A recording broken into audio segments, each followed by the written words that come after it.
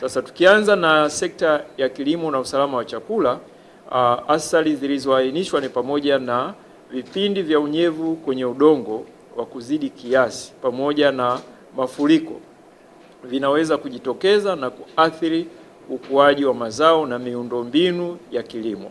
Lakini pili, magonjwa ya mazao yanayosababisha na kuvu, bakteria na virusi yanaweza pia kujitokeza. Lakini la tatu, shughuli za kilimo zinatarajiwa kuendelea kama ilivyo kawaida katika baadhi ya maeneo katika msimu huu wa vuli 2026. Ushauri: wakulima wanashauriwa kuandaa mashamba, kupanda, kupalilia na kutumia pembejeo husika kwa wakati. Wakulima pia wanashauriwa kutumia mbinu bora na teknolojia za kuzuia maji kutuama shambani, lakini pia teknolojia za kuzuia mmomonyoko na upotevu wa rutuba. Lakini tatu, tunashauri pia kuimarisha miundombinu ya kilimo pamoja na uvunaji maji ya mvua na kudhibiti visumbufu vya mimea. Hatua hizi zitasaidia kupunguza athari za magonjwa na kuongeza uzalishaji. Lakini pia tunawashauri waendelee kufuatilia na kupata ushauri kutoka kwa maafisa ugani. Kwa sekta ya mifugo na uvuvi, athari tulizoziainisha ni pamoja na wafugaji na wavuvi wanatarajiwa kunufaika na upatikanaji wa malisho ya mifugo na chakula cha samaki. Lakini vile vile milipuko ya magonjwa ya mifugo kama vile homa ya bonde la ufa, ugonjwa wa miguu na midomo na kuzaliana kwa wadudu wadhurifu kunaweza kujitokeza. Matukio ya kuongezeka kwa magonjwa ya mwani baharini na kupungua kwa uzalishaji wa mwani kutokana na kupungua kwa kiwango cha chumvi katika maji ya bahari pia vinatarajiwa. Sasa ushauri kwa wafugaji, tunawashauri kutumia mbinu bora za ufugaji ili kutunza malisho na kuvuna maji ya mvua kwa matumizi kwa maafisa ugani pia ili kupunguza athari zinazoweza kujitokeza katika msimu huu wa mvua za vuli. Kwa sekta ya utalii na wanyamapori, athari tulizoainisha ni pamoja na upatikanaji wa malisho na maji kwa wanyamapori katika mbuga na hifadhi za wanyamapori unatarajiwa kuwa mzuri. Upo uwezekano wa kusambaa kwa magonjwa ya wanyamapori kwa wanyama wanaofugwa kutokana na wanyamapori kuingia katika maeneo ya jamii yanayozunguka mbuga na hifadhi za wanyamapori. Lakini pia tatu, upo uwezekano wa kuongezeka kwa migogoro kati ya binadamu na wanyamapori. Kwa hiyo tunatoa ushauri ufuatao. Kwanza, mamlaka husika kuendelea kuboresha miundombinu mbalimbali katika mbuga na mapori ya akiba na kujenga uelewa kwa jamii ili kuchukua hatua stahiki kutokana na athari zinazoweza kujitokeza. Lakini pia kwa jamii kwa ujumla tunashauri kutoa taarifa kwa mamlaka husika iwapo wanyamapori wataingia katika makazi au maeneo mbalimbali ya watu ili kuchukua hatua stahiki. Lakini kwa sekta ya usafiri na usafirishaji, athari tulizoainisha ni pamoja na upande wa reli. Mvua kubwa zinaweza kuharibu miundombinu na njia ya MGR na SGR na kusababisha kuvurugika kwa huduma za usafirishaji. Lakini vile vile barabara. Upande wa barabara, mmomonyoko wa udongo, mafuriko, poromoka kwa kingo na kuharibika kwa madaraja kunaweza kuvuruga usafiri na kuongeza ajali. Lakini kwa upande wa bandari, athari ambayo imeainishwa ni pamoja na kwamba mvua kubwa ambazo zinatarajiwa zinaweza kuchelewesha upakiaji na upakuaji wa mizigo hasa shehena zinazohitaji kulindwa dhidi ya unyevunyevu. Kwa upande wa usafiri wa anga, matukio ya hali mbaya ya hewa ambayo yumkini katika kipindi cha El Nino yanatarajiwa inaweza kupunguza muonekano kwa marubani, lakini vile vile kuchelewesha au kuahirisha safari za ndege na kusababisha ndege kuelekezwa kwenye viwanja mbadala. Kwa hiyo tunatoa ushauri ufuatao. Kwanza, wadau wa sekta hii tunashauri kuchukua hatua stahiki katika utekelezaji wa ujenzi wa miundombinu mbalimbali pamoja na ukaguzi wa mara kwa mara wa miundombinu ya usafiri na usafirishaji. Lakini vile vile tunaendelea kushauri kufuatilia na kuzingatia ipasavyo taarifa mbalimbali ambazo tutaendelea kuzitoa za utabiri za tahadhari.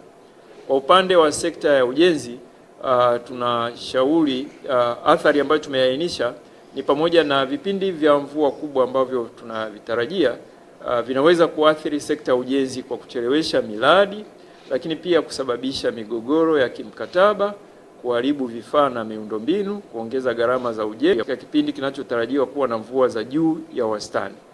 Aidha, tunashauri kuchukua hatua stahiki wakati wa utekelezaji wa miradi mbalimbali ya miundombinu ili kupunguza athari zinazoweza kujitokeza. Na vile vile tunaendelea kusisitiza kwa upande wa sekta ya ujenzi kwa ujumla wake, tuendelee kufuatilia ipasavyo taarifa ambazo tutaendelea kuzitoa za kila siku, lakini vile vile za kila mwezi, lakini vile vile pale ambapo tutatoa angalizo na tahadhari za matukio ya hali mbaya ya hewa, basi tufuatilie na kuzizingatia ipasavyo.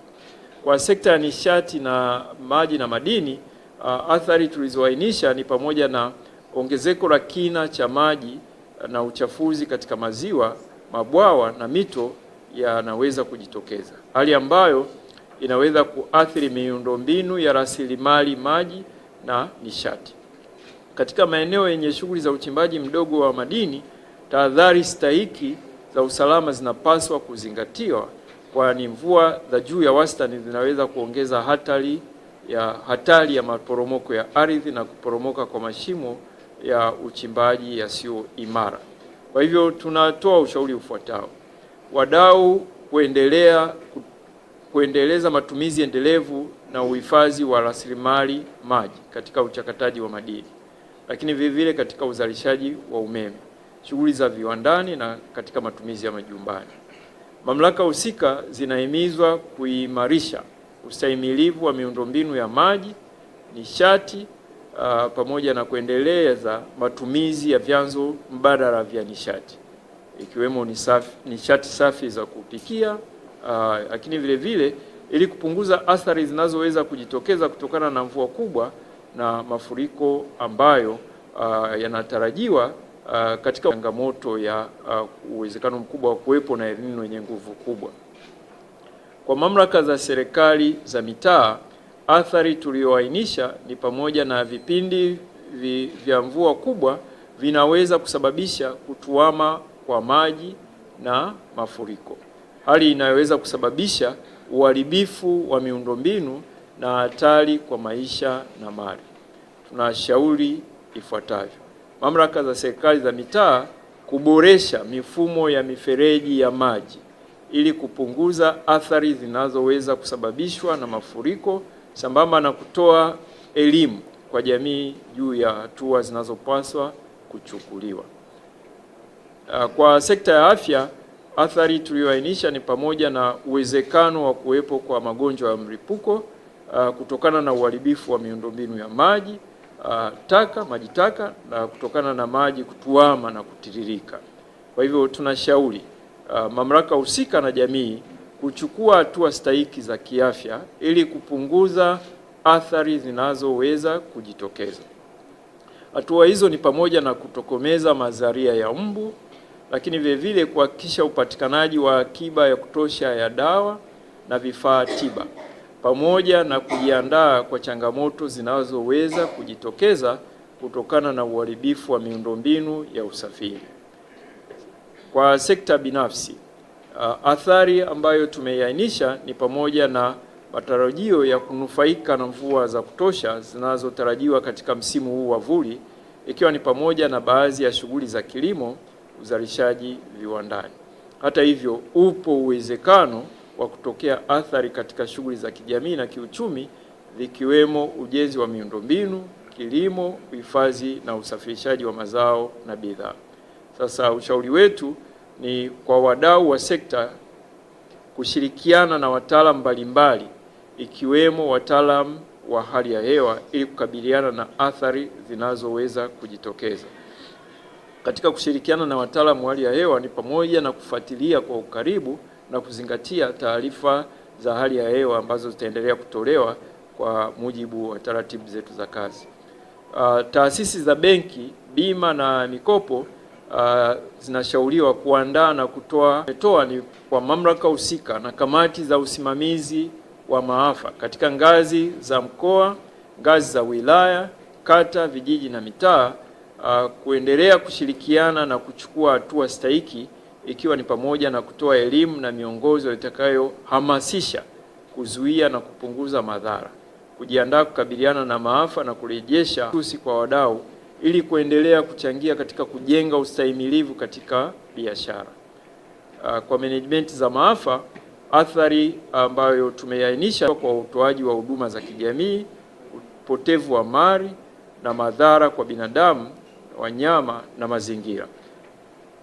Sasa ushauri ambao tumetoa ni ngazi za wilaya, kata, vijiji na mitaa kuendelea kushirikiana na kuchukua hatua stahiki, ikiwa ni pamoja na kutoa elimu na miongozo, taarifa za hali ya hewa ambazo tutazitoa kila siku, lakini vile vile pale ambapo tuna habari, ndugu zetu wanahabari, tunaendelea kwanza kuwashukuru kwa kuwa nguzo imara na mabalozi wazuri wa kutoa elimu za masuala ya hali ya hewa na kuhabarisha na kuelimisha jamii jinsi ya kuchukua hatua stahiki ili kupunguza madhara.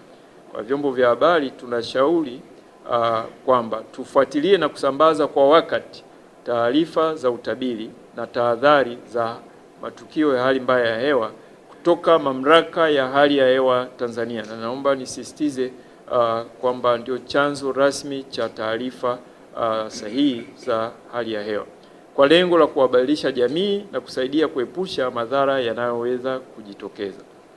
Lakini pia tunaendelea kushauri na kuwaomba wanahabari waweze kushirikiana ipasavyo na wataalamu wa kisekta katika kupata taarifa ambazo zitasaidia kuhabarisha jamii na kuelimisha jamii zaidi.